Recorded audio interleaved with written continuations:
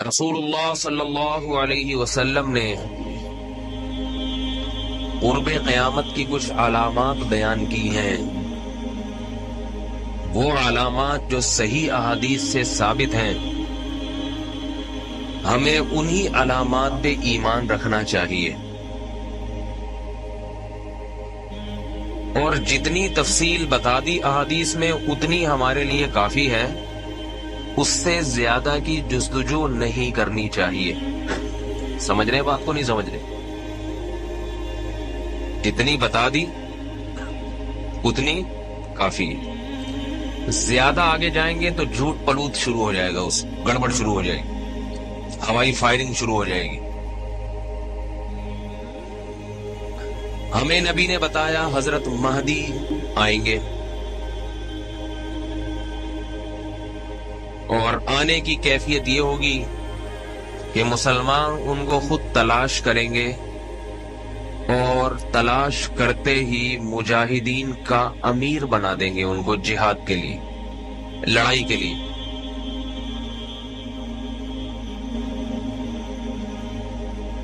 اس پر ہمارا ایمان ہے. تو حضرت مہدی کا بنیادی مقصد کیا ہوگا؟ بولو بھائی. جہاد. کمانڈ چاہیے ہوگی مسلمانوں. اس کے لیے حضرت مہدی کا سلیکشن ہوگا وداؤٹ الیکشن. سمجھ رہے؟ تو اس سے پتا چلا جتنے لوگ مہدی ہونے کا دعویٰ کرتے ہیں یا کریں گے، اگر وہ جہاد سے ریلیٹو نہیں ہے، لڑائی کے لیے میدان میں نہیں آ رہے، تو وہ مہدی کے علاوہ سب کچھ ہو سکتے ہیں، امام مہدی نہیں ہو سکتے وہ لوگ. سمجھ میں آ رہی ہے بات؟ سوال پیدا ہوتا ہے کہ ہم کیسے تلاش کریں، ہمیں کیا پتا چلے گا کب آ رہے ہیں؟ میرے پاس لوگ کہتے ہیں کہ حضرت فلاں نے کہا ہے 2015 میں، فلاں نے کہا ہے 2020 میں. اس کے بارے میں رسول اللہ صلی اللہ علیہ وسلم نے کچھ بھی نہیں بتایا. لہذا جو چیز اپنے وقت پہ جب ہوگی تو انشاءاللہ خود بخود ہو جائے گی. اللہ مسلمانوں کے دلوں میں خود بخود ڈال دیں گے کہ تلاش کرو. جو کام نبی نے کہہ دیا وہ ہو کر رہے گا،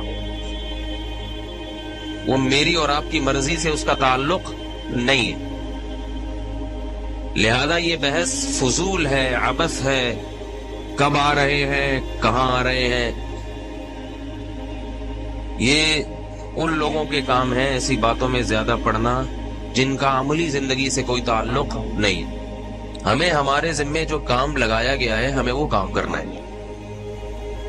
باقی اللہ تعالیٰ مسلمانوں کی مدد کے لیے ایک امیر کو منتخب کریں گے جن کو حضرت مہدی کہا جاتا ہے.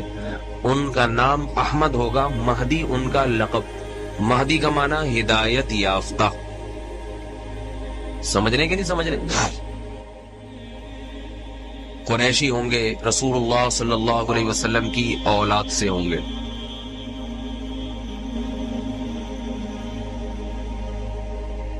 سن 2015 میں ہوتے ہیں یا 16 میں ہوتے ہیں یا سن 3015 میں ہو یا 4015 میں، ان کے آنے میں 1 سال ہے، 1 صدی ہے، 1000 سال ہے یا 6000 سال ہے، ہمیں اس بارے میں کچھ بھی معلوم، بولو بھائی، نہیں. ہو سکتا ہے بھی 18000 سال ہو ان کے آنے میں، یہ بھی ممکن. شاید اللہ مسلمانوں کی فی الحال ویسے ہی مدد کر لیں، قربانیوں کی لاج رکھیں اور ویسے ہی مسلمانوں کی مدد ہو جائے حضرت مہدی کے بغیر. اور حضرت مہدی کو اللہ اگلے وقتوں کے لیے اللہ نے رکھا ہو، یہ اللہ کی مرضی ہے، میرے اور آپ کے سوچنے کا کام نہیں. حضرت مہدی کا مسئلہ تو حل ہو گیا، کیا خیال ہے؟ اب حضرت مہدی پر کتاب پڑھنے کی ضرورت، کیا خیال ہے بھائی؟ ہے؟ اب آپ کتاب پڑھیں والدین کے حقوق پر، بیوی بچوں کے حقوق پر. سمجھ رہے ہیں نا؟ اس قسم کی کتابیں پڑھیں. تاکہ آپ کی جو پریکٹیکل لائف ہے نا، آپ کی جو عملی زندگی ہے، اس میں آپ کو فی الحال جن چیزوں کی ضرورت ہے ان چیزوں پر ہم اور آپ عمل کریں۔